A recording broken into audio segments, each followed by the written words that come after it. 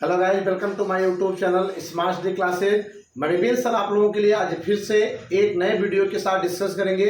आज का यह वीडियो और भी इम्पोर्टेंट होने वाला है। आपको पता है कि आपके बोर्ड एग्जाम में जो सब्जेक्ट हैं, चाहे वो फिजिक्स हो, केमिस्ट्री हो, बायोलॉजी हो, सब में 5 नंबर का ऑब्जेक्टिव क्वेश्चन जरूर आते हैं। ठीक है, और ये ऑब्जेक्टिव क्वेश्चन किस चैप्टर से आ जाते हैं कि किसी को पता नहीं होता। ठीक है, इसलिए हर चैप्टर का जो ऑब्जेक्टिव क्वेश्चंस है उसमें जो इम्पोर्टेंट क्वेश्चन है उनको जरूर आपको स्टडी करना चाहिए। ठीक है, उसी के क्रम में हम आज जैसे ही चैप्टर आपका कोई खत्म होता है उस चैप्टर से संबंधित ऑब्जेक्टिव क्वेश्चन का एक वीडियो बनाने के लिए, ठीक है, हम हमेशा तैयार रहते हैं। और उसी के क्रम में जो कल आपका चैप्टर खत्म हुआ उस जनन स्वास्थ्य, आज उसी चैप्टर का जो ऑब्जेक्टिव क्वेश्चन है, मल्टीपल चॉइस क्वेश्चंस है जो पेपर में आपके आएंगे, उसी से रिलेटेड हमने आपको यहाँ पे कुछ क्वेश्चंस दिखाए हैं। आपके इस पार्ट में लगभग 17 से 20 क्वेश्चन, 18 क्वेश्चंस हैं जिनको लेकर के आज इस वीडियो में हम डिस्कस करेंगे। लेकिन उसके पहले अगर आप वीडियो पे नए हैं तो चैनल को सब्सक्राइब कर लीजिएगा और साथ में बेल आइकन दबाइए और साथ में इस वीडियो के लिंक को अपने ग्रुप में जरूर शेयर करिएगा दोस्तों। ठीक है, तो चलिए, आप लोग आशा करते हैं बेहतर होंगे और अपने अच्छे स्वास्थ्य को बनाए रखते होंगे जिससे कि पढ़ने में कोई दिक्कत ना होगी। ठीक है, और जो भी वीडियो आपको दी जा रही है उस वीडियो को प्रॉपर आप स्टडी कर रहे होंगे, ऐसे आशा करते हैं। ठीक है, चलिए अब हम डिस्कस करेंगे कि जनन स्वास्थ्य के अंतर्गत जो ऑब्जेक्टिव क्वेश्चन हम लेके आए हैं उनमें से आपका पेपर में कहीं ना कहीं कुछ ना कुछ एक दो क्वेश्चन तो आपके पेपर के लिए बहुत इंपॉर्टेंट होने वाले हैं। और यह क्वेश्चन जो इस पार्ट में अभी तक आपने पढ़ा, ठीक है, जैसे वंध्यता क्या है, एमटीपी क्या है, उल्बेधन क्या होता है, एसटीडी रोग क्या होते हैं, उन रोगों में कौन कौन से रोग हैं और किसके द्वारा फैलता है, आईवीएफ क्या होता है, गिफ्ट क्या होता है, जिफ्ट क्या होता है, ये सब टॉपिक्स हमने आपको, जनसंख्या नियंत्रण क्या होता है ये हमने आपको इस टॉपिक में बताया है इस पार्ट में। ठीक है, उसी से रिलेटेड यहाँ पे क्वेश्चंस आपको मिलेंगे, जो भी आपको हमने पढ़ाया उसी से रिलेटेड यहाँ पे मल्टीपल चॉइस क्वेश्चन आएंगे। ऐसा कोई नहीं होगा जो आपको बिना पढ़ाए वाला क्वेश्चन मिले। अगर आप वीडियो को अच्छे से पढ़ रहे होंगे और नोट्स बना रहे होंगे, घर पे स्टडी कर रहे होंगे, तो आई होप आप इन क्वेश्चंस का आंसर दे सकते हैं। ठीक है, अगर कोई दिक्कत होगी तो बाकी हम तो हैं। तो चलिए फटाफट रेडी हो जाइए सभी लोग। आइए आज के इस क्वेश्चन में पहला जो क्वेश्चन स्टार्ट करते हैं वो है उल्बेधन के बारे में क्या सही है। ठीक है, कह रहा है कि उल्बेधन के बारे में क्या सही है। 4 विकल्प दिया गया है। उल्ब द्रव को निकाला जाता है, गर्भवती की जैव रासायनिक जांच की जाती है, या गुणसूत्रों की विषमता की जांच की जाती है, इनमें से सभी। तो ये 4 प्रकार के आपके क्या हैं, यहाँ पे आंसर दिए गए हैं और इन्हीं में से आपको पहचानना है। तो पहले, सबसे पहले हम थोड़ा रिपीट करके, एक्सप्लेनेशन करके बताते चलते हैं। ठीक है, आपने पढ़ा है, आपको याद हो जाएगा और आप आंसर निकाल लोगे। ठीक है, उल्बेधन का मतलब क्या होता है, हमने कहा था कि बच्चा जब गर्भाशय में रहता है तो एक झिल्ली में वो बंद होता है। उस झिल्ली को हम उल्ब झिल्ली कहते हैं और उस झिल्ली के अंदर जब बच्चा बंद है तो उसमें एक लिक्विड भरा होता है, द्रव भरा होता है जिससे उल्ब द्रव कहते हैं। ठीक है, तो ऐसी स्थिति में क्या करते हैं, उल्ब को बेधन माने एक निडल की सहायता से सुरक्षित पूर्वक उसके झिल्ली में छेद करके उस लिक्विड को हम निकालेंगे और निकाल करके उसके लिक्विड के अंदर जो कोशिकाएं हैं उन कोशिकाओं की क्या करेंगे, प्रवर्धित करा करके लैब में हम उसका अध्ययन करेंगे कि उसमें क्या गर्भवती महिला जो है उसकी जो जैव रासायनिक स्ट्रक्चर है उसका टेस्ट करेंगे और उस कोशिका में जो गुणसूत्रों की संख्या और जो जोड़े में है उतना है कि नहीं, इस बात का भी स्टडी करते हैं। ठीक है, और साथ में जांच करने के लिए उल्ब द्रव को तो निकालना ही पड़ेगा, अर्थात ये भी सही है, ये भी सही है, ये भी सही है, अर्थात विकल्प आपका तीनों सही है, नहीं विकल्प आपका जाएगा इस पर, तो ये राइट आंसर होगा। ठीक है, तो हमने आपको यहाँ पे एक फिगर से थोड़ा सा यहाँ बताने की कोशिश कर रहे हैं कि ये मान लीजिए वो झिल्ली है जिसमें आपका बेबी क्या है ऐसे, ठीक है, ये बच्चा बंद है, इसी में ऐसे ये द्रव पाए जाते हैं। ठीक है, इसी द्रव को हम क्या कहते हैं गाइस, उल्ब द्रव कहते हैं। क्या कहते हैं, उल्ब द्रव कहते हैं। ठीक है, क्या कहते हैं, उल्ब द्रव कहते हैं। इस द्रव में क्या होती है, कोशिकाएं होती है, ये वही कोशिकाएं हैं जिससे ये भ्रूण बना है, बच्चा बना है।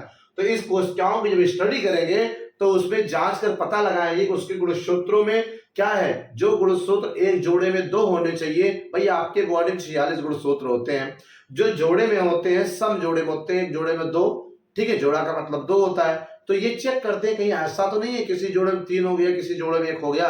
अगर ऐसा कुछ रहता है तो उसकी इलाज अगर संभव उसका इलाज करते हैं, अदरवाइज गर्भ में भ्रूण को डिस्पोज कर दिया जाता है, क्योंकि जब बच्चा जन्म लेगा कहीं ना कहीं किसी रोग और विकृति से ग्रसित होगा। ठीक है, तो इसी को उलभेदन कहते हैं। तो इसमें क्या करते हैं, उलभद्रव को निकालते हैं, यहाँ देख रहे हो आप निकालेंगे, फिर उसकी गर्भवती की जैव रासायनिक जांच करेंगे, फिर गुणसूत्रों की विषमता की जांच करेंगे। यानी ये तीनों प्रोसेस उलभेदन में होता है, अर्थात आपका जो विकल्प जाएगा वो आपका ये सही होगा। ठीक है, इनमें से सभी। ओके, क्लियर, आपने पढ़ा भी होगा। फिर दूसरा देखते हैं, जनसंख्या विस्फोट का क्या कारण है। पूछ रहा है कि जो पॉपुलेशन होता है, जो आबादी बढ़ रही है, जन माने लोग, संख्या माने जान ही रहे हो, विस्फोट का मतलब अचानक यानी तेजी से वृद्धि होना। जो हमारे समाज में, हमारे देश में जनसंख्या की वृद्धि हो रही है, उसका कारण क्या है, अत्यधिक व्यवसाय। व्यवसाय का मतलब जो ज्यादा से ज्यादा लोग बिजनेस कर रहे हैं, क्या उसकी वजह से जनसंख्या बढ़। अरे यार ऐसा नहीं, ऐसा होता तो अडानी अंबानी के पास क्या है, बहुत बड़ा व्यवसाय पूरे विश्व में फैला है, तो उनके बच्चे भी बहुत ज्यादा होते हैं और पूरे विश्व में फैले होते हैं। ऐसा नहीं है, ये जनसंख्या वृद्धि का कारण नहीं है। युद्ध की कमी, क्या युद्ध नहीं हो रहा है इसलिए जनसंख्या बढ़ रही है, नहीं ऐसा नहीं है। युद्ध अगर ऐसा होता तो रामायण महाभारत कब का हो चुका, अब तक जनसंख्या एकदम 0 होती। इसका कोई मतलब रिलेशन नहीं है आपका जनसंख्या विस्फोट से। और अत्यधिक उपज, क्या अधिक पैदावार, ये भी आपकी नहीं है। अच्छा स्वास्थ्य, ये आपका सही है कि व्यक्ति का जब स्वास्थ्य अच्छा होता है तो वो क्या करता है, प्रजनन दर भी उसके अंदर ज्यादा होती है, जिसकी वजह से जनसंख्या वृद्धि भी क्या होती है, ज्यादा होती है। अर्थात आपका विकल्प आपका ये सही होगा। ठीक है, फिर बात आती गोली का घटक है। गोली का मतलब क्या है, बंदूक की गोली की बात नहीं कर रहा, पूछ रहा। ठीक है, बारूद से बना होता है, ऐसा कुछ नहीं है। ये जनन पढ़ रहे, जनन में जो गोली यूज की जाती है उस गोली का संदर्भ है गर्भ निरोधक गोली की बात कर रहा है। पूरा नहीं दिया है, ऐसे ही क्वेश्चन घुमाया है, लेकिन आपको समझना है कि जनन स्वास्थ्य पढ़ रहे हैं तो जनन में कौन सी गोली यूज करते हैं, टैबलेट यूज करते हैं। किस लिए यूज करते हैं, जनन को रोकने के लिए, अर्थात गर्भ निरोधक की गोलियां जो आती हैं, माला डी आती है ना, उसके बाद सहेली आती है, उसके बाद अनवांटेड 72 आते हैं, आईपिल्स आता है, ये जो मार्केट में गोलियां हैं। पूछ रहा है इनका घटक क्या होता है, अर्थात उस गोली में क्या होता है, एलएच होता है। एलएच का मतलब ल्यूटिनाइजिंग हार्मोन्स होता है जो जनन क्रिया को संपन्न करता है। थायरॉक्सिन हार्मोन्स, तो ये थायराइड ग्रंथि होती है, इसके द्वारा स्राव जो उपापचय क्रिया को नियंत्रित करता है, इसका जनन से कोई रिलेशन नहीं है, तो ये भी नहीं होगा, ये भी नहीं होगा।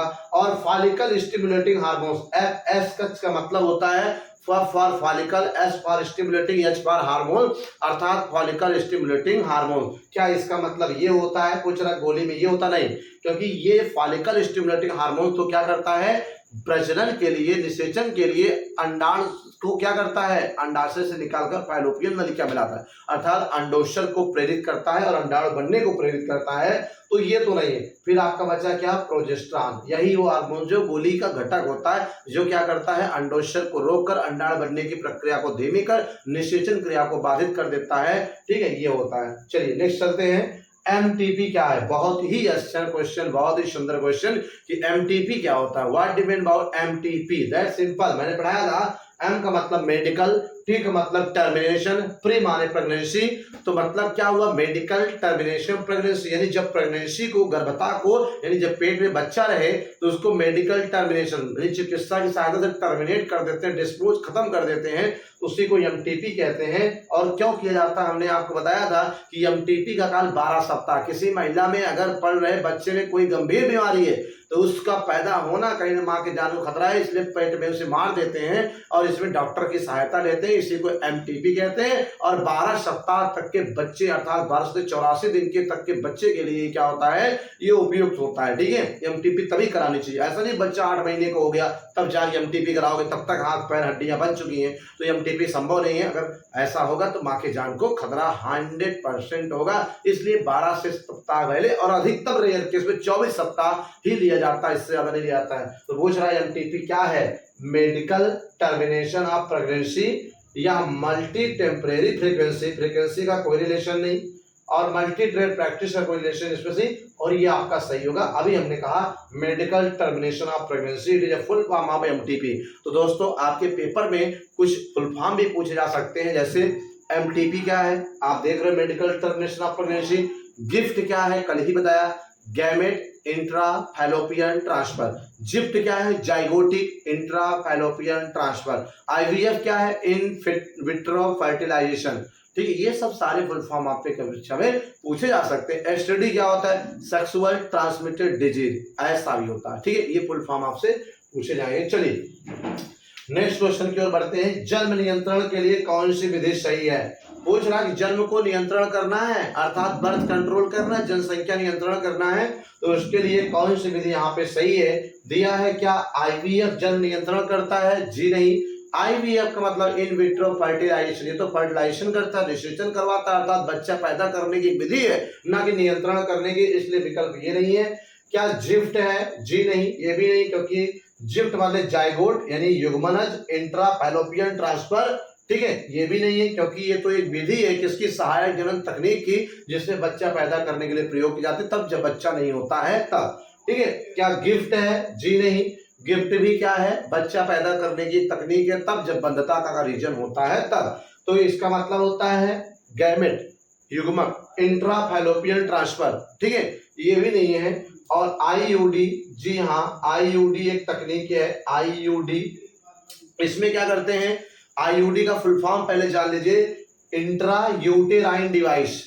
इंट्रा यूटेराइन डिवाइस यानी एक ऐसा डिवाइस उपकरण जिसे यूटेराइन गर्भाशय में इंट्रा यानी अंतर यानी अंदर लगा देते हैं, जो क्या कार्य करता है कि जब प्रजनन के दौरान शुक्राणु जाता है तो शुक्राणु जब इस डिवाइस से क्या होते हैं? टच होते हैं, तो ये डिवाइस शुक्राणु के निषेचन और गतिशीलता को कम कर देता है और अंदर जाने से रोक देता है, जिसकी वजह से निषेचन नहीं हो पाता, बच्चे नहीं हो पाते हैं, यानी जन्म को नियंत्रित कर देता है। इसका एग्जाम्पल जैसे अगर देखा जाए तो आपका इसका एग्जाम्पल है कॉपर टी, ये आपका सही है। ठीक है, आईयूडी का एग्जांपल पूछे तो कॉपर टी या लिप्सिस लूप आता है, जो महिला के योनि के द्वार पे, गर्भाशय के द्वार पे लगाते हैं, जो शुक्राणु को जाने से रोकता है, और शुक्राणु जब इससे टच होते हैं उनकी गतिशीलता भी कम हो जाती है और निषेचन क्षमता कम हो जाती है, जिससे वो अंडाणु को निषेचित नहीं कर पाते हैं और जन्म नियंत्रण हो जाता है। ठीक है, ये आपको समझ में आ गया होगा।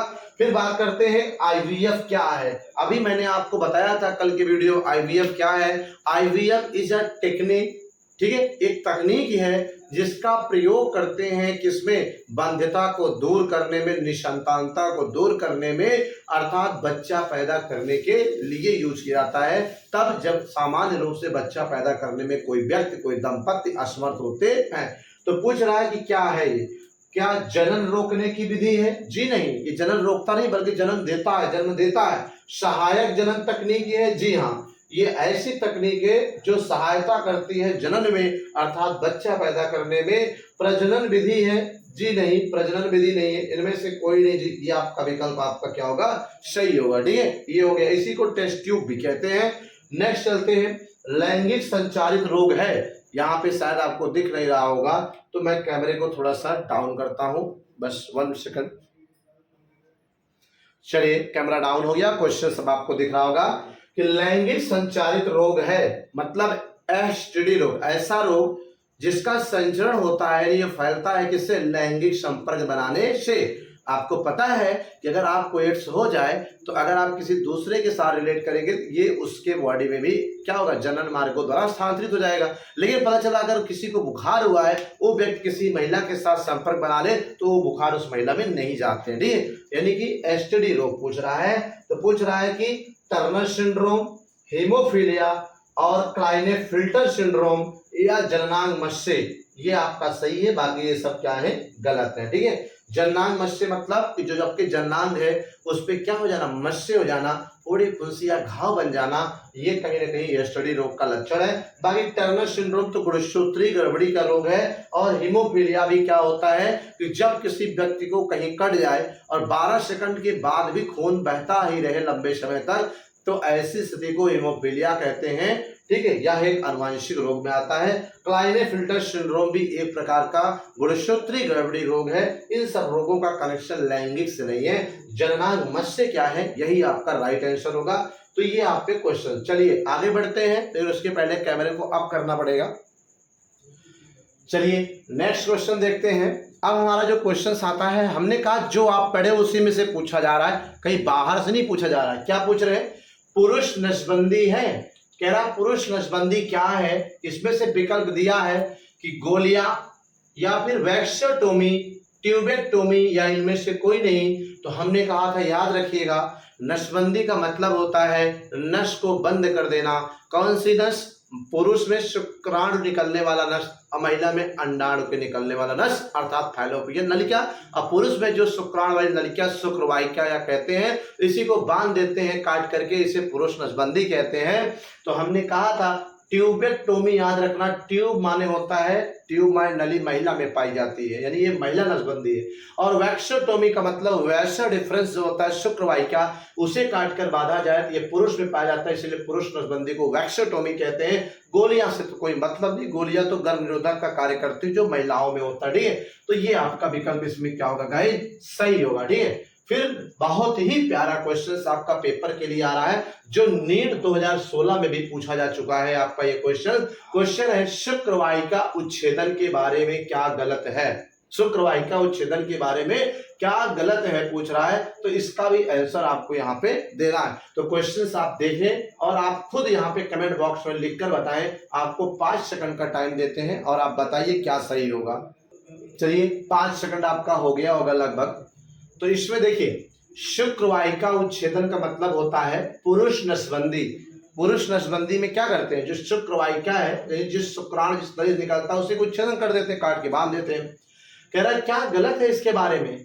शुक्रवाहिका को काट कर बांध दी जाता है, ये तो सही है, क्योंकि जब शुक्रवाहिका उच्छेदन करते हैं तो उसमें शुक्रवाहिका काट के बांध देते हैं, ठीक है। तो ये आपको यहाँ पे थोड़ा सा चमक रहा है क्या? शायद आपको कम दिख रहा होगा यहाँ पे, ठीक है। तो 1 मिनट के लिए चलिए, अब यहाँ पे कुछ सही आ रहा होगा। तो कह रहा है शुक्रवाहिका उच्छेदन के बारे में क्या गलत है? शुक्रवाहिका को काट कर बांध देते तो सही है, ये चीज सही है। अनुत्क्रमणीय बंधता, ये भी सही है। वीर्य में शुक्राणु नहीं होते हैं, ये भी सही है, कि जब शुक्रवाहिका को काट के बांध देते हैं, पुरुष नसबंदी करते हैं, उसके बाद जब पुरुष प्रजनन करता है तो जो उसके बाहर लिक्विड निकलता है उसमें शुक्राणु नहीं होते हैं, ये तो सही है।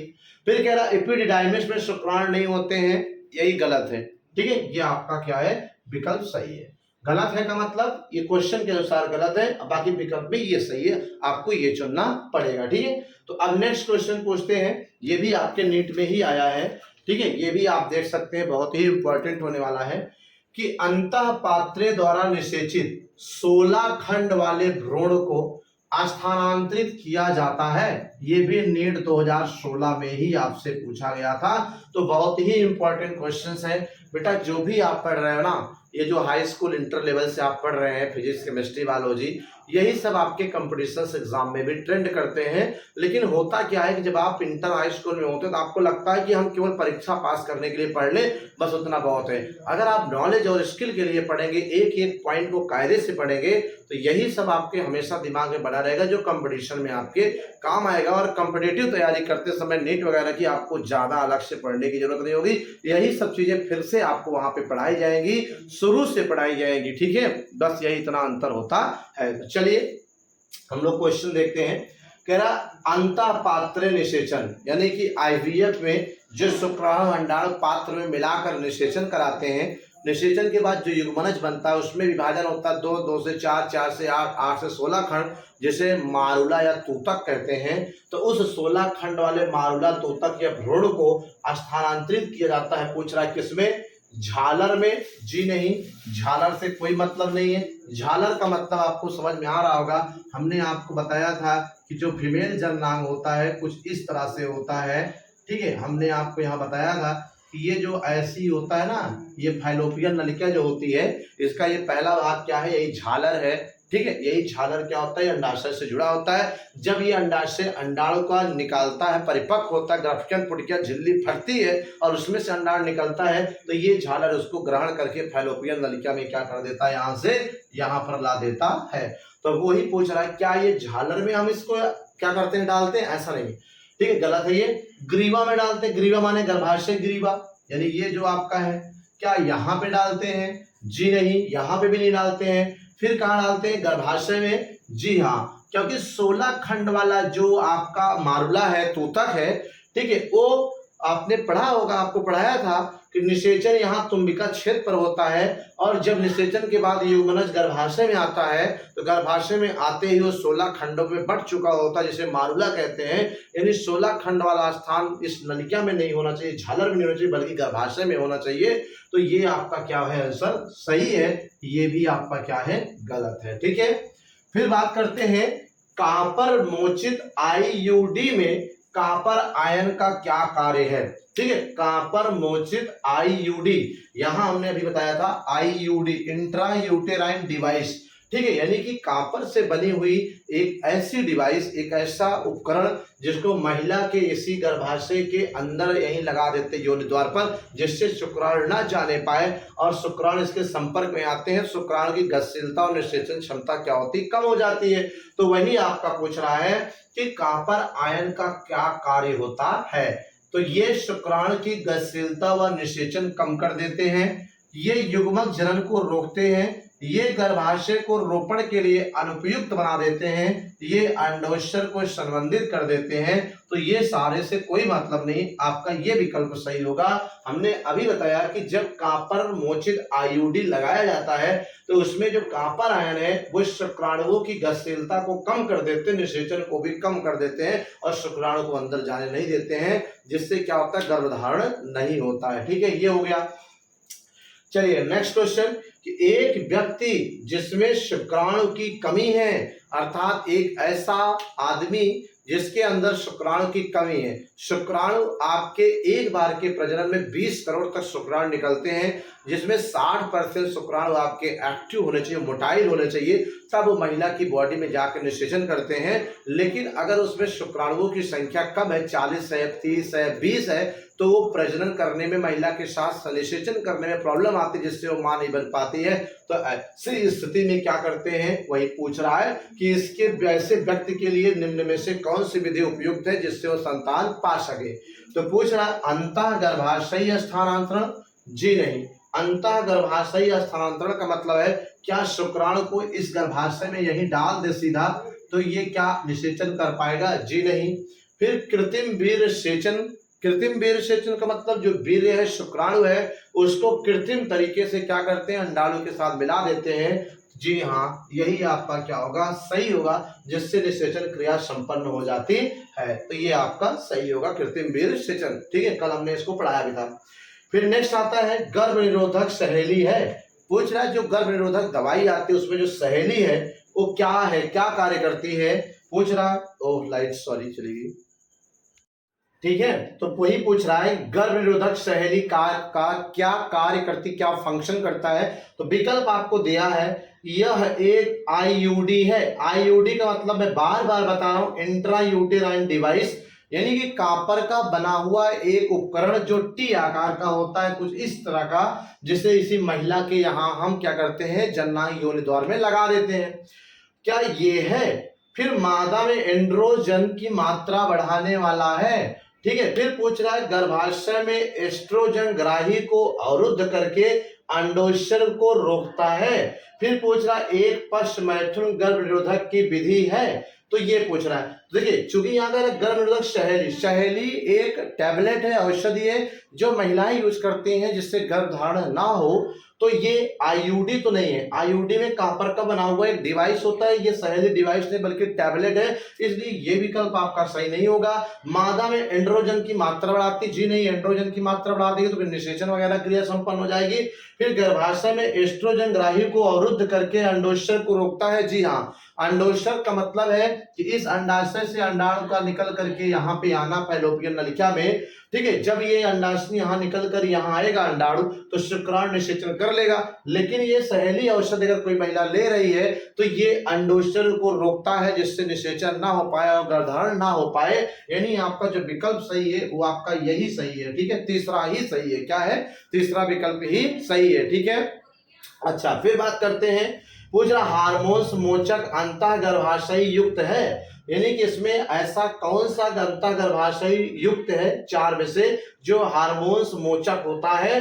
ठीक है, अर्थात हार्मोन्स रिलीज करने वाला होता है। तो विकल्प है वाल्टस LNG 20, या मल्टी लोड 375 प्रोजेस्टर या प्रोजेस्टर LNG20 लिप्सिस लूप मल्टी लोड 375। ये चार में से पूछ रहा है कौन सा सही है, तो आपका ये वाला सही है, प्रोजेस्टर LNG20। यही हार्मोन मोचक अंतःगर्भाशय युक्त होता है। ठीक है, फिर चलते हैं नेक्स्ट क्वेश्चन है लास्ट, कि निम्न में से कौन सा एसटीडी रोग पूर्णतः साध्य नहीं है। साध्य का मतलब, पहले तो ये एसटीडी रोग क्या है हमने आपको भी इसके पहले बताया, सेक्सुअल ट्रांसमिटेड डिजीज, यौन संचारित रोग, यानी ऐसे रोग जो फैलता है यौन क्रिया द्वारा, जनन क्रिया द्वारा। पूछ रहा है कि कौन सा पूर्णतः साध्य नहीं है, यानी कि जिसका इलाज पूर्ण रूप से नहीं है, तो वैसे एड्स का तो नहीं है, लेकिन इसमें विकल्प जो दिया हमको उनमें से चुनना है। दिया है सुजाक, सुजाक तो नाइसीरिया गोनेरी नामक जीवाणु से होता है, इसमें आप एंटीबायोटिक औषध पेनिसिलिन वगैरह लेते तो ठीक हो जाता है। दूसरा है जननिक परिसर्प यानी जनन हर्पीज, ये भी ठीक हो जाता है जो विषाणु से होता है। लैंगिक मस्से यानी जननांग पर जो मस्से फोड़े फुंसी घाव होते हैं वो भी ठीक हो जाते हैं, लेकिन जो क्लेमिडियता है ये आपका एक ऐसा एसटीडी रोग है जो ठीक नहीं होता, इसलिए पूर्ण रूप से न ठीक होने के कारण ये क्या है, यही विकल्प आपका सही है। ठीक है, तो इस तरह से आपके इस वीडियो में हमने क्या किया, जो आपके जनन स्वास्थ्य संबंधी पूरे ऑब्जेक्टिव क्वेश्चन थे 16-17 वो सब मैंने करा दिया, और बहुत मोस्ट इंपॉर्टेंट वीडियो है। इस वीडियो को ध्यान से और बार बार देखिएगा, क्या पता यहाँ से आपको 1-2 नंबर मिल ही जाए। ठीक है, तो चलिए ये भी पार्ट आपका क्या हो गया, आज के बाद कंप्लीट हो गया। अब कल के वीडियो में हम आपको आनुवांशिकता के बारे में स्टडी कराएंगे, जेनेटिक्स क्या होता है, ठीक है, इनहेरिटेंस क्या होता है, वो सब हम आपको बताएंगे। इसका एक स्क्रीनशॉट लीजिए। मिलते हैं कल के नेक्स्ट वीडियो में, तब तक के लिए thank you watching this video guys, thank you.